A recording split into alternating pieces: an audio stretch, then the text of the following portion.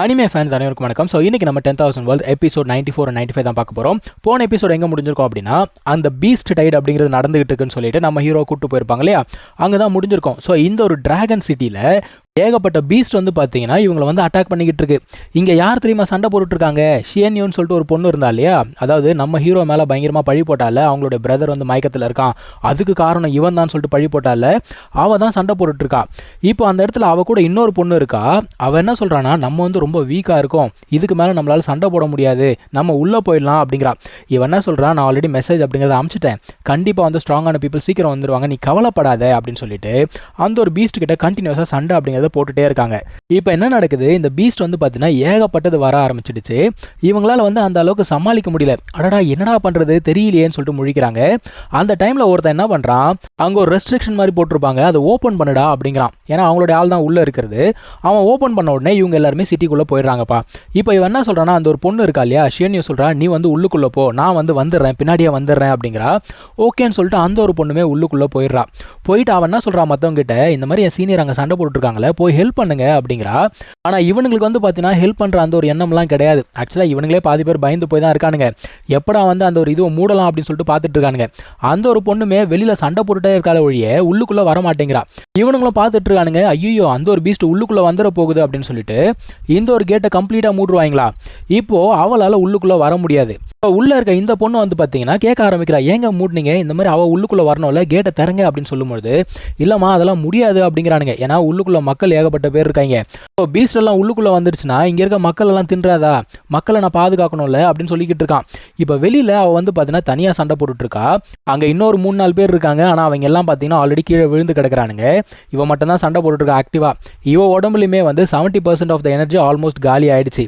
மீதி இருக்கக்கூடிய எனர்ஜியை வச்சு சமாளிச்சுட்டு தான் இருக்கா. என்ன பண்ணுறதுன்னு தெரியல. ஆனாலுமே பீஸ்ட் ஏகப்பட்டது வந்துகிட்டே இருக்கு. கொஞ்சம் நெஞ்சம் இருக்கக்கூடிய எனர்ஜியை யூஸ் பண்ணி தண்டர் அட்டாக் அப்படிங்கிறதையும் பண்ணுறா. இப்போ மொத்த எனர்ஜியும் காலி ஆயிடுச்சு.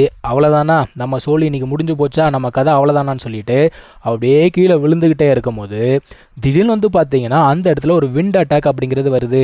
யார் இந்த விண்ட் அட்டாக் பண்ணுவாங்கன்றது நமக்கு நல்லாவே தெரியும், நம்ம ஹீரோ தான். அது ஒரு பெரிய டோர்னடோ மாதிரி இருக்குங்க. அது என்ன பண்ணுது, அங்கே இருக்க மொத்த பீஸ்ட்டுமே உள்ளுக்குள்ளே எடுத்துக்கிட்டு சுற்றிக்கிட்டு இருக்கு பயங்கரமா. அந்த கேப்பில் இவன் என்ன பண்ணுறான், அந்த ஒரு பொண்ணை வந்து பிடிச்சிடறான் கீழே விழாமல்.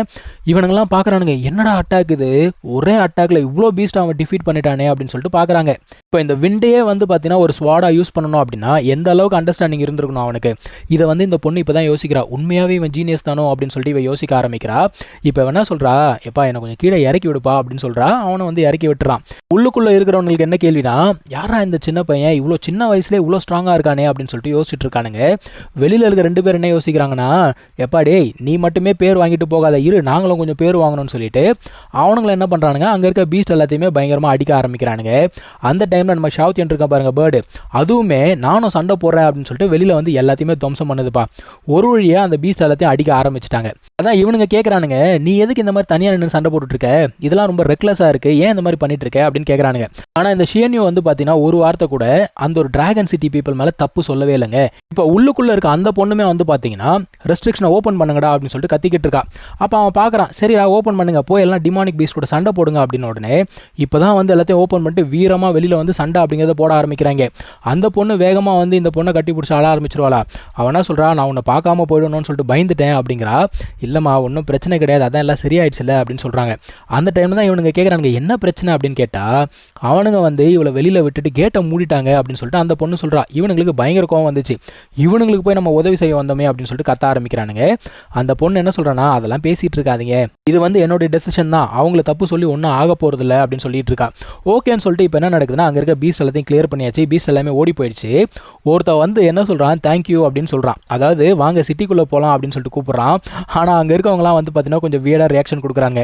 ஆனால் லின்ஃபங் என்ன சொல்கிறான், நாங்கள் வந்ததே வந்து பீஸ்ட்டை கொலை பண்ணுறதுக்கு தான், அதனால் தேங்க்யூலாம் தேவை கிடையாது, அது மட்டும் இல்லாமல் இந்த பீஸ்ட் எங்கேருந்து வந்தது எதுக்காக வந்ததுன்னு சொல்லிட்டு என்கொயர் பண்ண சொல்லியிருக்காங்க, முதல்ல நம்ம சிட்டிக்குள்ளே போய் என்கொயர் பண்ணலாம் அப்படிங்கிறான். அந்த ஒரு டிராகன் சிட்டியில் வந்து பார்த்தீங்கன்னா நைட் ஒரு விருந்து ஒன்று ஏற்பாடு பண்ணுறாங்களாம். அதுக்கு வந்து இவங்களை இன்வைட் பண்ணிவிட்டு அவங்க போகிறாங்க. இப்போ இவங்க உட்காந்து பேசிகிட்டு இருக்காங்க. என்னென்னா, இப்போ இந்த ஒரு டிராகன் சிட்டியை பீஸ்ட் வந்து அட்டாக் பண்ணுது, ஏன் அட்டாக் பண்ணுதுன்னு சொல்லிட்டு கண்டிப்பாக இந்த பீப்பிள் போய் என்கொயர் பண்ணியிருப்பாங்க இல்லையா, அவங்க என்ன கண்டுபிடிச்சாங்க அப்படிங்கிறது நமக்கு தெரியணும் அப்படிங்கிறாங்க. இந்த ஷியன்யூ இருக்கால, அவள் எதுக்காக இங்கே வந்தா அப்படின்னு பார்த்தீங்கன்னா, அவளுடைய பிரதருக்காக மெடிசன் தேடி வந்தாலாம். ஆனால் அந்த மெடிசன் தேடி வந்தப்போ தான் இந்த டிமானிக் பீஸ்ட் எல்லாமே வந்து அட்டாக் பண்ண ஆரம்பிச்சது. அதுக்கப்புறமா அவள் இங்கேயே இருந்து சண்டை அப்படிங்கிறத போட ஆரம்பிச்சிருக்கா. ஸோ அது எதுக்காக அட்டாக் பண்ணிச்சு அப்படிங்கிறது இவளுக்குமே வந்து தெரியாது. ஓகேன்னு சொல்லிட்டு மற்ற 2 பேர் என்ன பண்ணுறாங்க, நாங்கள் போய் என்கொயர் பண்ணிட்டு வரோம் அப்படின்னு சொல்லிட்டு கிளம்பி போகிறாங்க. இப்போ அவங்க என்கொயர்லாம் பண்ணிட்டு திரும்ப வராங்கப்பா. அவங்க என்ன சொல்கிறாங்கன்னா 7 நாளுக்கு முன்னாடி தான் இந்த ஒரு இன்சிடென்ட் அப்படிங்கிறது நடக்க ஆரம்பிச்சிருக்கு. அதாவது இந்த பீஸ்ட் எல்லாம் வந்து அட்டாக் பண்ண ஆரம்பிச்சிருக்கு. அது மட்டும் இல்லாமல் அந்த பீஸ்ட் என்ன பண்ணுதான், இங்கே இருக்க ஒரு சில பேரெல்லாம் வந்து தூக்கிட்டு போயிடுச்சான். அவங்களை கொன்று சாப்பிடல, தூக்கிட்டு போயிருக்கு. ஸோ அது எதுக்காக தூக்கிட்டு போச்சு அப்படிங்கிறது தெரியணும்னா அந்த இடத்துக்கு போய் தான் நம்ம கண்டுபிடிக்கணும் அப்படின்னு சொல்லிட்டு நம்ம ஹீரோ சொல்லிக்கிட்டு இருக்கான். இப்போ இவங்க எல்லாருமே கிளம்பி பேங்க்வுட்டுக்கு போகிறாங்க. அங்கே இருக்கவங்க வந்து பார்த்தீங்கன்னா இவங்களுக்கு முதல்ல நன்றி அப்படிங்கிறத சொல்கிறாங்க. ஏன்னா இவங்க தானே வந்து அந்த பீஸ்ட் எல்லாத்தையும் துரத்தி விட்டாங்க.